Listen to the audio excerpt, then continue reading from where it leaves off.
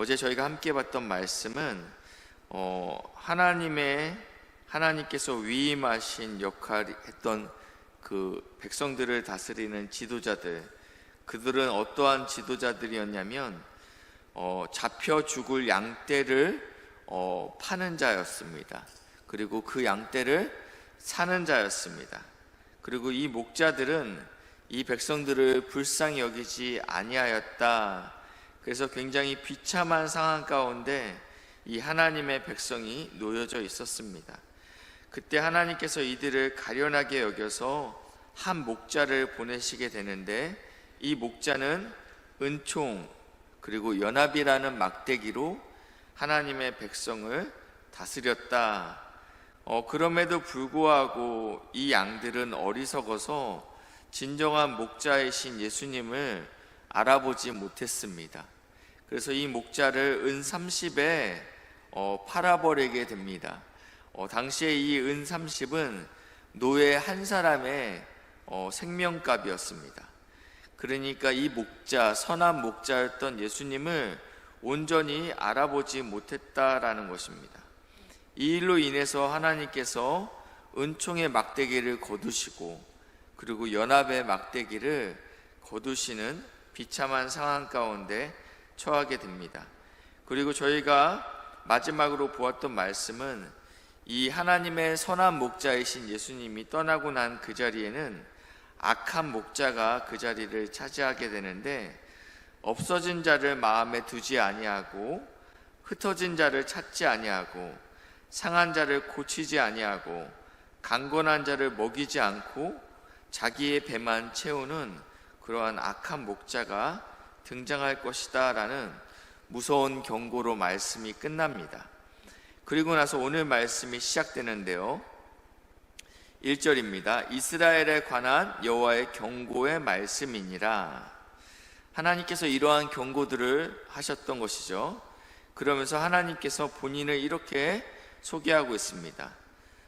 여호와 곧 하늘을 펴시며 땅에 터를 세우시며 사람 안에 심령을 지으신 이가 이르시되, 앞에는 이러한 무서운 경고를 하셨던 그 하나님께서 지금 나는 창조주 하나님이다 라고 말씀하고 있는 것입니다.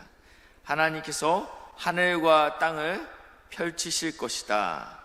그리고 사람 안에 심령을 지으시는 이가 나는 창조주다. 너희가 이렇게 소망이 없는 자이지만 내가 새로운 창조를 너희 안에 가운데, 소망이 없던 너희 가운데 이뤄낼 것이다 라고 하나님께서 선포하시는 것입니다.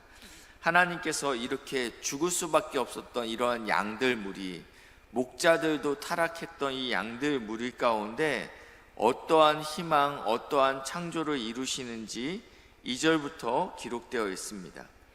보라, 내가 예루살렘으로 그 사면 모든 민족에게 취하는 잔이 되게 할 것이다. 모든 민족이 예루살렘을 만만히 봤습니다.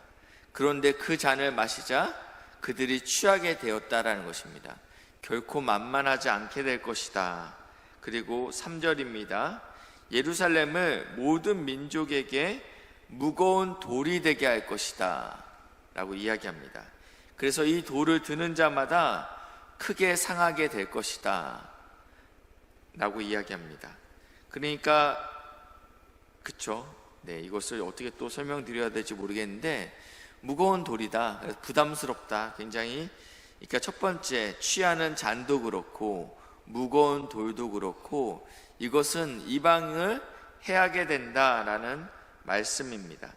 계속적으로 지금 3절에 그날에, 그리고 4절에도요 그날에 이렇게 표현되고 있는데, 그날에 어떠한 일이 일어났냐면 유다 족속은 내가 돌보고라고 표현되어 있습니다.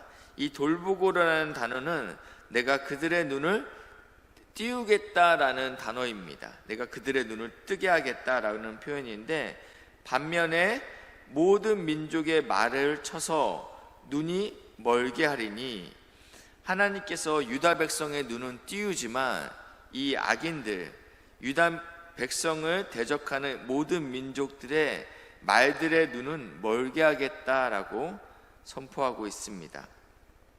그러면서 이 유다 백성 마음 가운데 이러한 생각이 들게 하는 것이죠. 하나님이 만군의 여호와로 말미암아 힘을 얻었다 할지라, 내가 하나님으로 인해서 이러한 힘을 얻었구나라고 고백할 수 있게끔 만드시겠다라고 말씀하고 있습니다. 하나님께서 우리를 돌보시면 우리 삶 가운데 이러한 고백이 나오는 것이죠. 6절입니다. 그날에 내가 유다 지도자들을 나무 가운데 화로 같게 하며, 이 화로가 가운데 있고 주위에 나무들이 있으면 어떻게 됩니까? 이것은 뻔히 보이는 장면입니다. 모든 곳에 불이 번지겠죠. 마치 내가 유다를 이러한 식으로 만들겠다, 그리고 또 좌우에 에워싼 모든 민족들을, 그래서 제가 한 군데 읽지 않았는데 곡식단 사이에 횃불 같게 할 것이다, 같은 의미이죠. 이 곡식단을 다 모아놨는데 그 가운데 불을 놔버리면 이 곡식이 다 타버리는 것이죠. 내가 이렇게 이 유다를 위협적으로 만들겠다, 모든 이방이 이 유다로 말미암아 해를 입게 만들겠다라는 표현을 지금 이렇게 말씀하고 있습니다. 하나님께서 그날에 이러한 일을 반드시 이룰 것이다 말씀하고 있습니다. 그리고 7절인데요, 8절 보겠습니다. 그날에 여호와가 예루살렘 주민을 보호하리니 그 중에 가장 약할지라도 그날에는 다윗 같겠고, 또 다윗의 족속은 강한 자들은 하나님 같고 무리 앞에 있는 여호와의 사자 같을 것이다. 너무 놀라운 약속의 말씀입니다. 가장 약한 자도 가장 강한 다윗과 같이 변하게 될 것이다. 그리고 강한 자는 어떻게 되냐? 하나님처럼 될 것이다. 이것이 하나님께서 내가 창조주 하나님이다, 너희 안에 죽을 양처럼 보였지만, 목자 없는 양처럼 보였지만, 그리고 은총이 사라지고 연합이 사라진 이스라엘 백성을 향해서 내가 너희를 새롭게 창조하겠다라고 선포하는데, 그 창조가 너무나 우리에게 위로가 되고 소망이 됩니다. 가장 약한 자가 다윗처럼 된다니, 이만한 소망이 어디 있습니까? 강한 자는 하나님처럼 될 것이다 라고 하나님께서 우리에게 놀라운 희망의 약속, 소망의 약속을 허락하고 있습니다. 그러면서 10절 말씀에 그날에 내가 다윗의 집과 예루살렘 주민에게 은총과 간구하는 심령을 부어주리니, 그 다음 말씀이 이겁니다. 그들이 그 찌른 바 그를 바라보고, 나를 바라보고라고 해석하셔도 됩니다. 나를 바라보고 그를 위하여 애통하기를, 나를 위하여 애통하기를, 독자를 위하여 애통하듯, 나에게 유일하게 남은 그 아들을 위하여 애통하듯 이렇게 애통할 것이다 라고 표현되고 있는데, 이 말씀은 요한복음 19장 말씀을 한번 보시겠습니다. 19장 34절 말씀인데요, 예수님께서 십자가에 달리셨을 때 19장 34절에 이렇게 표현되고 있습니다. 그 중에 한 군인이 창으로 옆구리를 찌르니, 지금 예수님이 완전히 죽어야지 이 시체를 거둘 수 있기 때문에 다른 시체들은 다리를 꺾었습니다. 그러나 하나님의 말씀 때문에, 하나님의 말씀에 그 뼈를 꺾지 않겠다라는 말씀 때문에 하나님께서 이 말씀을 성취하기 위하여 이 군인으로 하여금 창으로 옆구리를 찌르게 합니다. 그리고 나서요, 37절 말씀인데요, 또 다른 성경에, 여기서 말은 또 다른 성경은 오늘 읽었던 스가랴 12장 10절 말씀이죠. 그들이 그 찌른 자를 보리라 하였느니라 라는 말씀이 여기 적혀져 있습니다. 그러니까 예수님은 찔림을 받으신 것입니다. 예수님은 찔림을 받으셨는데, 계시록 1장 7절 말씀인데요. 제가 읽겠습니다. 볼지어다 그가 구름 타고 오시리라. 각 사람의 눈이 그를 보겠고, 이 구름 타고 오시는 예수님을 보게 되는데 그를 찌른 자들도 볼 것이요. 이 예수님을 찌른 자들이 있지 않습니까? 가시면류관으로 찌른 자들도 있고요, 창으로 찌른 자들도 있고요. 이들이 지금 다시 오시는 그 예수님을 보게 됩니다. 땅에 있는 모든 족속이 그로 말미암아 애곡하리니 라고 표현되어 있습니다. 그렇기 때문에 오늘 이 말씀은 하나님의 그 십자가상의 죽으심과 또 재림에 대한 이야기를 이러한 식으로 표현하고 있습니다. 모든 사람들이 애통하게 될 것이다 라고 말씀하고 있습니다. 그러면서 12절 말씀, 오늘 스가랴 12장 12절 말씀부터 쭉 보시면 계속적으로 반복되는 단어가 있습니다. 바로 따로입니다. 따로 애통하되, 따로하고, 그리고 그의 아내들도 따로하며, 나단 족속이 따로하고 아내들이 따로하며, 13절도 따로 계속 반복적으로 이 단어가 반복해서 나옵니다.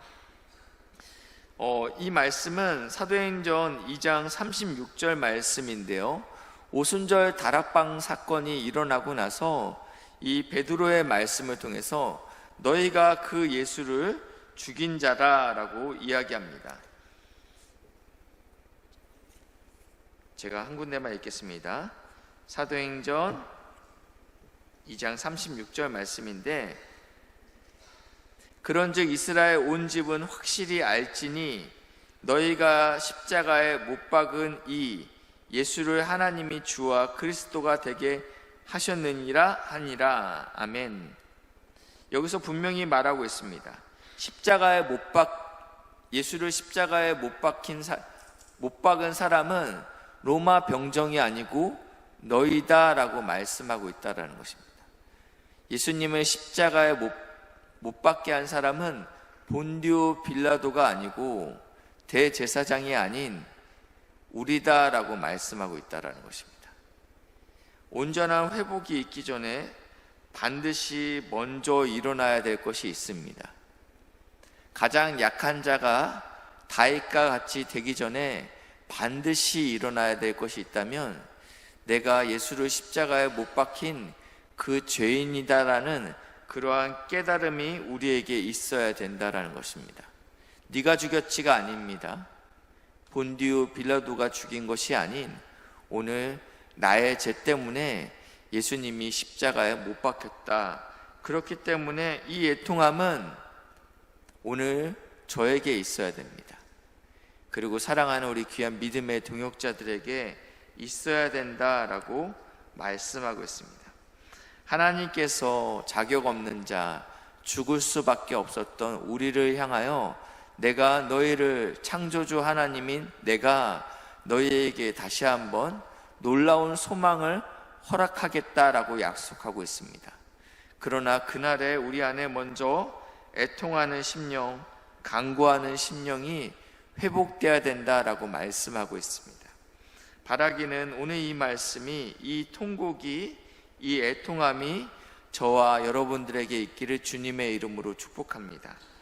이 시간에 기도하실 때 하나님, 이 조국교회가 내가 죄인입니다 라고 고백할 수 있도록 우리가 먼저 하나님께 돌아올 수 있는 애통의 심령을 부어달라고, 통곡의 심령을 부어달라고 이 나라 이 민족을 위해서 기도해 주시고, 목회자들을 위해 기도해 주시고, 그리고 우리 신성교회가 은총과 간구하는 심령을 부어주셔서 내가 찌른 그 예수를 다시 한번 바라볼 수 있도록 은혜를 부어달라고 기도하시는 새벽 되시길 주님의 이름으로 축복합니다.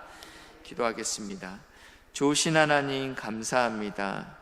창조주 하나님께서 죽을 수밖에 없었던 저희들을 향하여 다시 한번 소망을 허락하여 주시고, 가장 약한 자를 다윗과 같이 회복시킬 것이라 말씀하여 주시니 감사합니다.